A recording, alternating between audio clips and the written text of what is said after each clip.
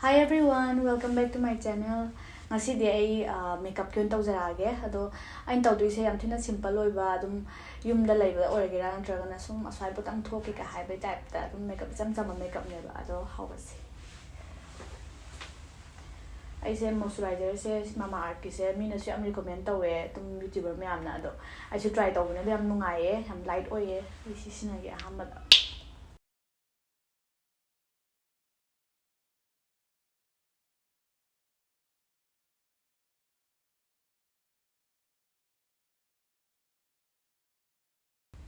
Moisturizer table oire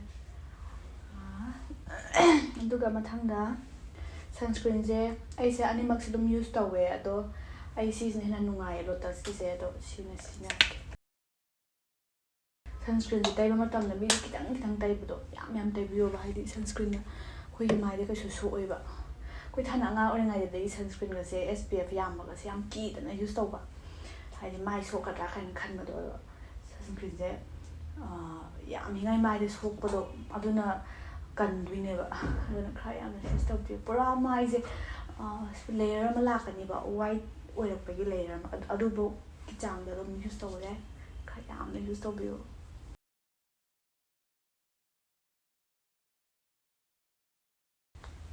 sunscreen table oire mathangda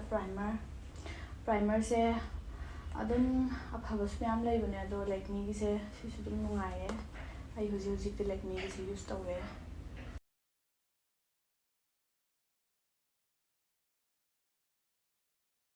huji ahamba gi step loire foundation huji foundation thaira se yam light oina use tawje ngasi yam heavy makeup tawda bi da ko adum yumdaga maunaga chaka thongam dai daga lotion bado adu gi type ta ursi ai saka se people ai chu raga chaka thongadi hawda yam mandam ne ba duna makeup hai se yam ke bana tabi da kitang light oina thajan gi taraga di jang zo hawdo mali dana ko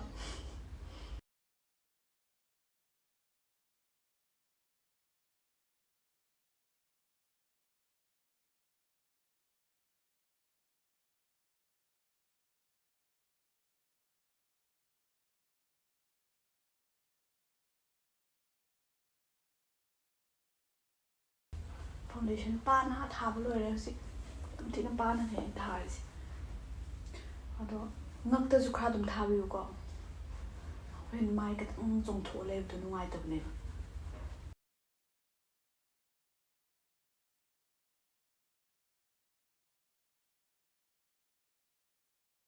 ai foundation je huji ai je foundation je MAC ki season ai ado adum anambana fit me je si should recommend tawe ko si should nungai yam light oi bane ba huji foundation thaba lora kan da bisum ani irase bisum je ek ngai da hana kitang blend topi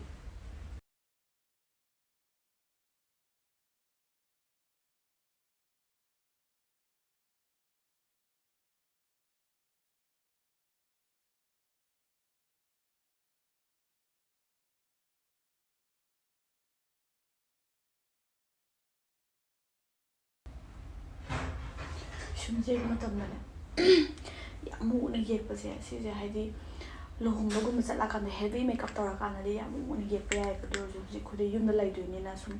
haidi yam kan yam simple oina ki du ni na ko yam kan mu ne sam dar ga di pura artificial ma ni to na yari na yam light oina dum shape ma dum isa gi pamba shape sembi ra ga ko light oina tha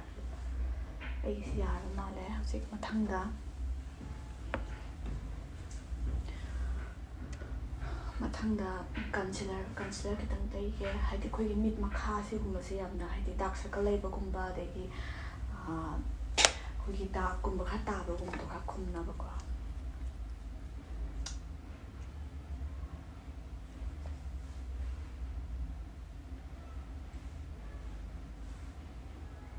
ai sai dark kha le yatna dark le ba jaga se kha khum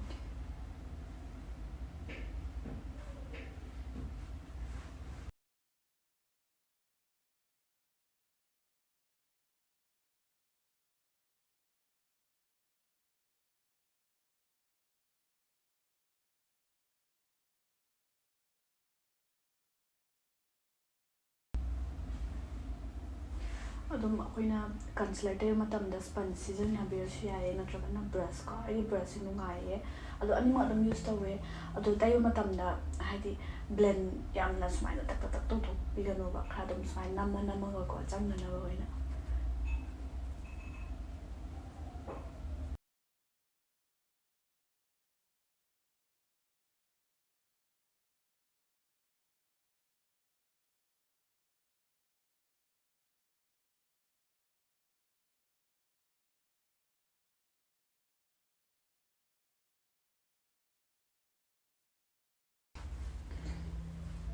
ꯍꯧꯖꯤꯛ ꯂꯣꯏꯔꯦ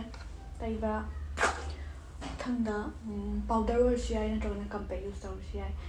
ꯑꯩꯒꯤ ꯉꯁꯥꯏꯒꯤ ꯑꯩꯅ ꯍꯧꯖꯤꯛ ꯁꯤꯖꯤꯟꯅꯕ ꯀꯩꯅꯣꯁꯦ ꯀꯟꯁꯤꯂꯔꯁꯦ ꯂꯣꯔꯦꯜꯒꯤꯅꯦ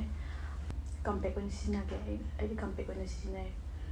powder ꯂꯩꯇꯥꯔꯒꯁꯨ ꯑꯦꯅꯤ powder ꯑꯗꯨꯝ loose powder ꯑꯃ ꯍꯦꯛꯇ ꯌꯥꯏꯀꯣ ꯁꯤꯖꯤꯟꯅꯕꯤꯕ ꯆꯥꯅꯕ ꯑꯗꯨꯝ ꯈꯜꯂꯒ ꯁꯤꯖꯤꯟꯅꯕꯤꯌꯣ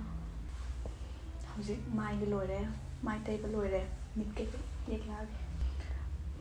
ꯌꯥꯝ ꯁꯤꯝꯄꯜ ꯑꯣꯏꯅ ꯀꯦꯗꯣꯏꯅꯤꯅꯀꯣ ꯍꯥꯏꯗꯤ ꯑꯩꯈꯣꯏꯒꯤ ꯑꯥꯏ ꯁꯦꯗꯣꯒꯨꯝꯕ ꯇꯩ ꯃꯇꯝꯗ ꯌꯥꯝꯅ ꯄꯤꯡꯀꯨꯝꯕ ꯑꯗꯒꯤ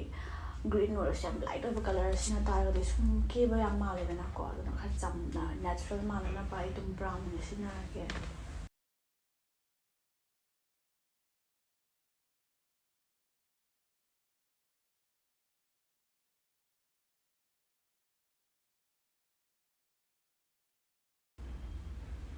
ꯇꯩꯕ ꯂꯣꯏꯔꯀꯥꯟꯗ ꯁꯨꯝ ꯈꯨꯠꯅ ꯈꯔ ꯕ꯭ꯂꯦꯟ ꯇꯧꯕꯤꯔꯝꯃꯣ ꯍꯥꯏꯗꯤ ꯅꯠꯇ꯭ꯔꯒꯗꯤ ꯄꯨꯔꯥ ꯁ꯭ꯀꯤꯟꯗ ꯆꯨꯞꯁꯟꯅꯗꯕꯗꯣ ꯑꯗꯨꯃꯥꯏꯅ ꯑꯣꯏꯕꯗꯣ ꯐꯖꯗꯦꯗꯅ ꯑꯗꯨꯗꯨꯅ ꯃꯇꯥꯏ ꯃꯇꯥꯏꯁꯤꯅ ꯕ꯭ꯔꯥꯎꯟ ꯇꯧꯔꯒ ꯁꯤꯒꯤ ꯃꯌꯥꯏꯒꯤ ꯁ꯭ꯋꯥꯏ ꯁꯤꯗꯩꯁꯤꯗ ꯈꯤꯇꯪ ꯁꯦꯠ ꯍꯥꯞꯅꯕꯀꯣ ꯁꯤꯒꯤ ꯑꯉꯧꯕꯁꯦ ꯈꯤꯇꯪ ꯍꯥꯞꯄꯦ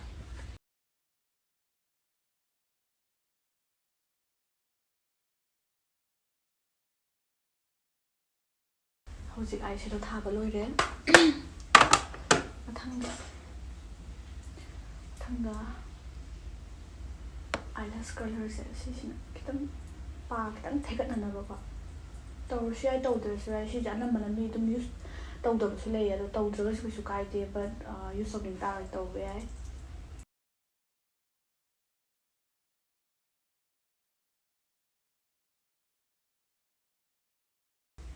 ꯗꯤꯐ꯭ꯔꯦꯟꯁꯇꯣ ꯁꯤꯗꯗꯤ ꯈꯪꯕ ꯉꯝꯗꯦ ꯑꯗꯣ ꯑꯁꯦꯡꯕꯗꯗꯤꯀꯣ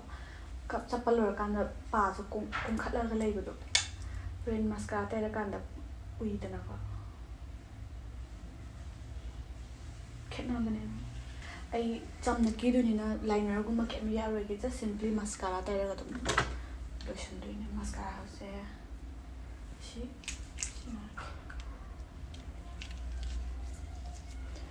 ꯑꯩꯗꯤ ꯃꯁꯀꯥꯔꯥꯁꯦ ꯑꯦꯕꯣꯟꯒꯤꯁꯦ ꯁꯤꯁꯦ ꯌꯥꯝ ꯅꯨꯡꯉꯥꯏꯌꯦ ꯁꯤꯖꯤꯟꯅꯕ ꯑꯗꯣ ꯌꯥꯎꯗ꯭ꯔꯦꯕ ꯑꯗꯨꯒꯤ ꯁꯤꯁꯦ ꯃꯦꯕ꯭ꯂꯤꯟꯒꯤꯁꯨ ꯑꯣꯏꯅ ꯌꯨꯁ ꯇꯧꯒꯦ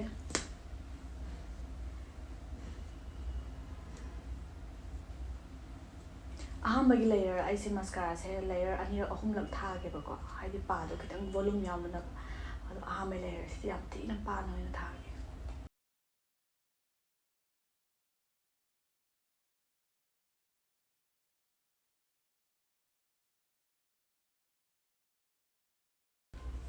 ꯍꯧꯖꯤꯛ ꯃꯁꯀꯥꯔꯥ ꯇꯩꯔ ꯂꯣꯏꯔ ꯃꯇꯨꯡꯒꯤ ꯃꯤꯠꯀ ꯌꯦꯡꯉꯣ ꯈꯦꯠꯅꯕ ꯗꯤꯐ꯭ꯔꯦꯟꯁꯇꯣ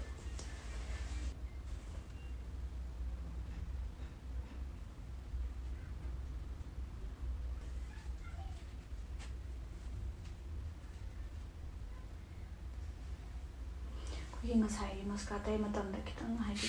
ꯃꯄꯥꯟꯗꯒꯨꯝꯕ ꯄꯛꯈꯤꯕ ꯌꯥꯎꯕꯗꯣ ꯑꯗꯨꯗꯣ ꯑꯩꯈꯣꯏꯅ ꯄꯨꯔꯥ ꯄ꯭ꯔꯣꯄꯔꯂꯤ ꯗ꯭ꯔꯥꯏ ꯑꯣꯏꯔꯀꯥꯟꯗꯀꯣ ꯑꯩꯈꯣꯏ ꯁꯤꯒꯨꯝꯕ ꯕ꯭ꯔꯁ ꯑꯃꯅ ꯑꯗꯨꯝ ꯇꯞꯅ ꯅꯥꯟꯊꯣꯛꯄꯤꯌꯣꯕ ꯅꯠꯇ꯭ꯔꯒꯗꯤ ꯍꯥꯏꯗꯤ ꯑꯩꯈꯣꯏꯅ ꯁ꯭ꯄꯟꯖꯀꯨꯝꯕ ꯇꯧꯈꯤ ꯇꯥꯔꯒꯗꯤ ꯑꯃꯨꯛ ꯂꯣꯏꯅ ꯆꯥꯏꯊꯣꯛꯄ ꯇꯥꯏꯞ ꯇꯧꯋꯤꯗꯅꯀꯣ ꯑꯗꯣ ꯁꯤꯁꯤꯅ ꯑꯃꯨꯛ ꯇꯞꯅ ꯇꯧ ꯇꯥꯔꯒꯗꯤ ꯀꯪꯈ꯭ꯔꯕꯅꯤꯅ ꯗ꯭ꯔꯥꯏ ꯇꯧ ꯂꯧꯊꯣꯛꯈ꯭ꯔꯦ ꯍꯧꯖꯤꯛ ꯑꯍꯥꯟꯕꯩ ꯂꯦꯌꯔ ꯂꯣꯏꯔꯦ ꯂꯦꯌꯔꯁꯦ ꯀꯪꯉꯤꯉꯩꯗ ꯑꯩ ꯈꯤꯇꯪ ꯀꯣꯟꯇꯣꯔ ꯈꯤꯇꯪ ꯇꯧꯒꯦ ꯀꯣꯟꯇꯣꯔꯁꯤꯁꯨ ꯉꯁꯥꯏꯒꯤ ꯑꯥꯏꯁꯦꯗꯣꯁꯤꯗ ꯂꯩꯕ ꯈꯤꯇꯪ ꯗꯥꯔꯀꯔ ꯑꯣꯏꯕ ꯕ꯭ꯔꯥꯎꯟꯁꯦ ꯁꯤꯁꯤꯅ ꯑꯗꯨꯝ ꯇꯧꯔꯒꯦ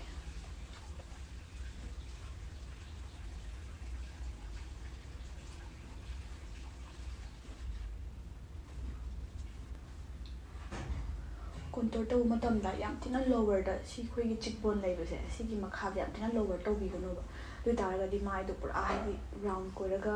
ꯑꯃꯨꯕ ꯍꯥꯏꯗꯤ ꯃꯥꯏꯗꯣ ꯗꯥꯛ ꯇꯥꯕ ꯃꯥꯜꯂꯅꯦꯕꯀꯣ ꯑꯗꯨꯗꯨꯅ ꯈꯤꯇꯪ ꯑꯩꯈꯣꯏꯒꯤ ꯁ꯭ꯋꯥꯏꯋꯥꯏꯒꯤ ꯁꯔꯨ ꯌꯥꯎꯕ ꯖꯒꯥꯁꯦ ꯁ꯭ꯋꯥꯏꯁꯤꯗ ꯇꯧꯕꯤꯌꯨ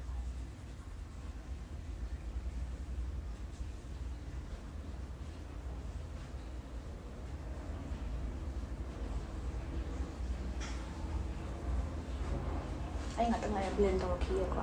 ꯑꯗꯨꯒ ꯑꯩꯈꯣꯏ ꯁꯤꯒꯤ ꯃꯈꯥꯒꯤꯁꯦ ꯑꯩꯈꯣꯏ ꯗꯕꯜ ꯆꯤꯟ ꯌꯥꯝ ꯂꯩꯕ ꯃꯤ ꯀꯥꯡꯕꯨ ꯑꯩꯁꯨ ꯗꯕꯜ ꯆꯤꯟꯗꯤ ꯈꯔꯗꯤ ꯑꯗꯨꯝ ꯂꯩꯌꯦ ꯑꯗꯨꯅ ꯁ꯭ꯋꯥꯏꯗ ꯈꯤꯇꯪ ꯊꯥꯒꯦ ꯅꯦꯆꯔꯦꯜꯁ ꯃꯥꯟꯅꯅꯕ ꯌꯥꯝ ꯅꯠꯇꯕꯤꯗꯀꯣ ꯌꯥꯝ ꯂꯨꯞꯁꯟ ꯇꯥꯔꯒꯗꯤ ꯌꯥꯝ ꯊꯤꯅ ꯗꯥꯛ ꯑꯣꯏꯅꯁꯨ ꯇꯧꯕꯤꯒꯅꯨ ꯈꯔ ꯑꯗꯨꯝ ꯂꯦꯕꯦꯂꯤꯡ ꯑꯃꯗ ꯌꯦꯡꯕꯤꯔꯒ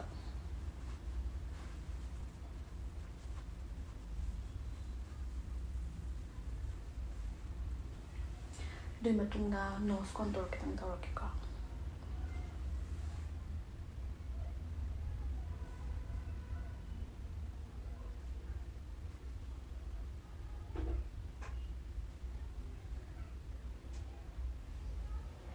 ꯉꯁꯥꯏꯒꯤ ꯁꯦꯝ ꯕ꯭ꯔꯥꯎꯟ ꯁꯦꯠꯇꯣ ꯑꯗꯨꯗꯨꯅꯅꯦꯀꯣ ꯑꯩꯅ ꯇꯧꯔꯤꯁꯦ ꯑꯗꯣ ꯁꯤꯁꯦ ꯁ꯭ꯄꯟꯖꯅ ꯇꯧꯔꯁꯨ ꯌꯥꯏꯌꯦ ꯅꯠꯇ꯭ꯔꯒꯅ ꯑꯗꯨꯝ ꯈꯨꯠꯅ ꯕ꯭ꯂꯦꯟ ꯇꯧꯔꯁꯨ ꯌꯥꯏ ꯑꯩꯗꯤ ꯑꯅꯝꯕꯅ ꯈꯨꯠꯅ ꯑꯗꯨꯝ ꯌꯨꯁ ꯇꯧꯋꯦ ꯑꯗꯨꯅ ꯈꯨꯠꯅ ꯇꯧꯔꯛꯑꯒꯦ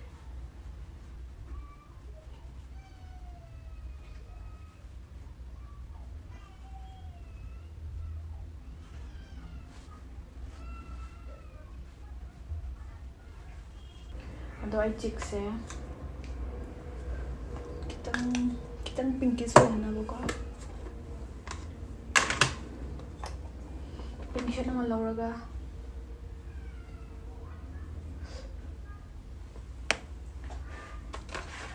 ꯌꯥꯝꯅ ꯅꯠꯇꯕ ꯈꯤꯇꯪꯈꯛꯀꯣ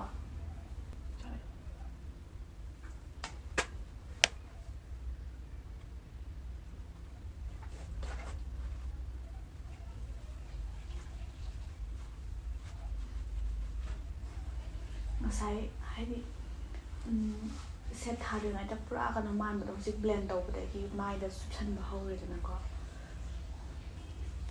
ꯑꯗꯨꯒꯅꯦ ꯑꯩꯈꯣꯏꯒꯤ ꯄꯥꯁꯦ ꯈꯤꯇꯪ ꯚꯣꯂꯨꯝ ꯌꯥꯝꯅꯕ ꯑꯩꯈꯣꯏꯒꯤ ꯀꯟꯁꯤꯂꯔꯁꯦ ꯁꯤꯁꯦ ꯌꯨꯁ ꯇꯧꯔꯒ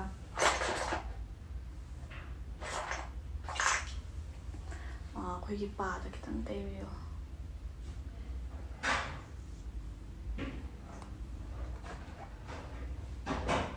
ꯄꯥꯁꯦ ꯗ꯭ꯔꯥꯏ ꯍꯥꯟꯅ ꯑꯣꯏꯍꯟꯕꯤꯌꯨꯀꯣ ꯅꯠꯇ꯭ꯔꯗꯤ ꯄꯨꯔꯥ ꯃꯤꯛꯁ ꯑꯞ ꯇꯧꯁꯜꯂꯅꯤ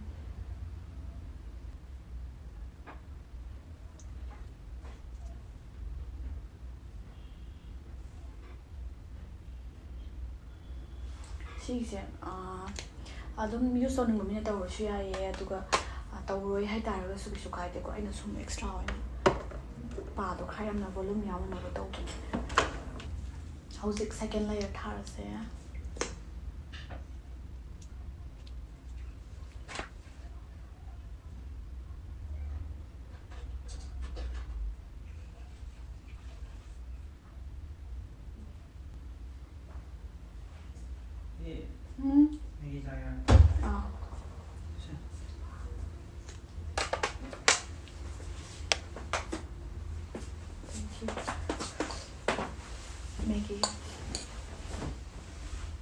매일 자기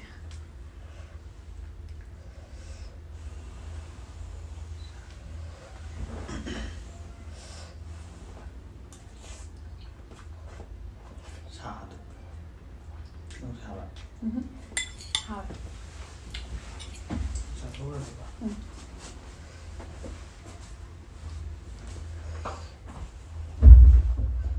메이크업 떨어지나요? 메이크업 살래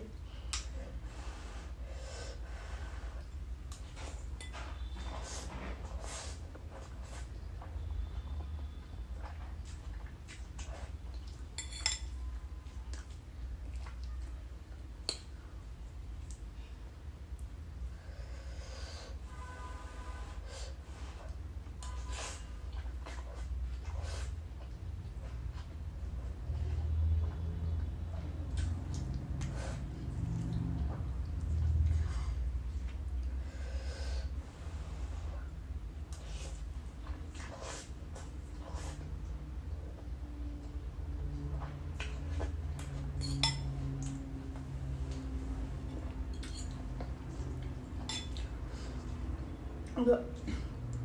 ꯑꯩꯒꯤ ꯚꯤꯗꯤꯑꯣꯁꯤꯡꯁꯦ ꯑꯅꯝꯕꯅ ꯃꯨꯛꯕꯥꯡ ꯁꯨꯝ ꯑꯣꯏꯕꯁꯦ ꯅꯨꯡꯉꯥꯏꯇꯦꯗꯅꯀꯣ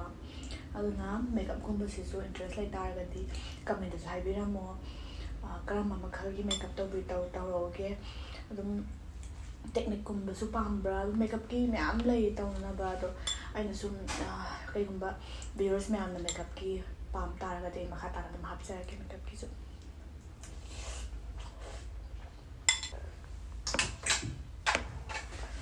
ꯍꯧꯖꯤꯛ ꯃꯦꯒꯤꯁꯨ ꯆꯥꯕ ꯂꯣꯏꯔꯦ ꯑꯗꯨꯅ ꯉꯁꯥꯏꯒꯤꯗꯣ ꯀꯟꯇꯤꯅ꯭ꯌꯨ ꯇꯧꯔꯁꯦ ꯂꯤꯞꯁꯇꯤꯛꯁꯦ ꯑꯩ ꯃꯦꯕꯂꯤꯟꯒꯤꯁꯦ ꯌꯨꯁ ꯇꯧꯒꯦ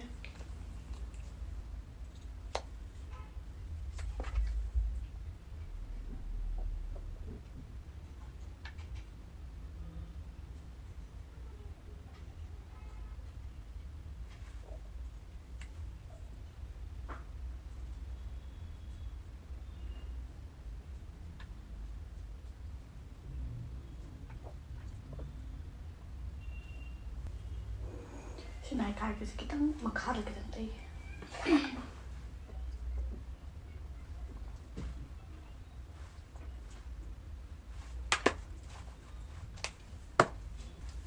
highlight kitang hapke ko. Sisa hapon siya, hapon siya.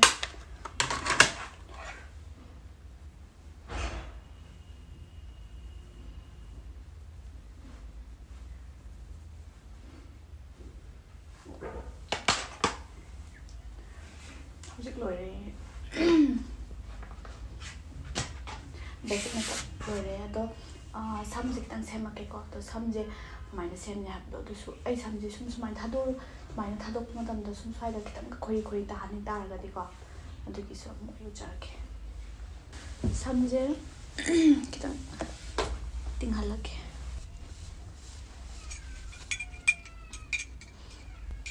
आई तौदुइसे टेक्निक हाइदिरा तुम समजे हाइदि मतोन कितम खोयनगे तौबनेबा को अदो याम लाइना खोयनबा याबे मु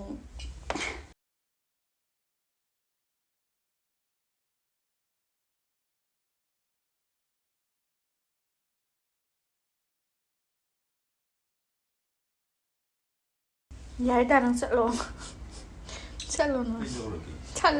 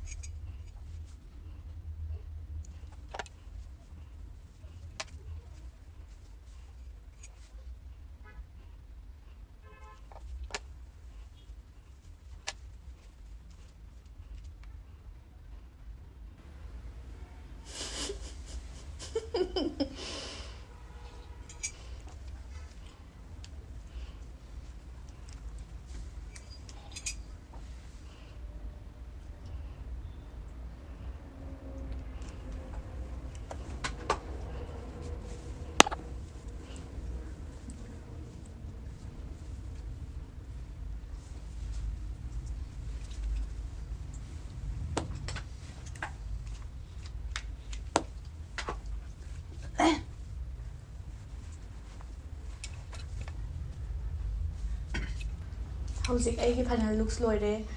sumaina tum simple makeup mayamna tum try tawing tarani topiba yai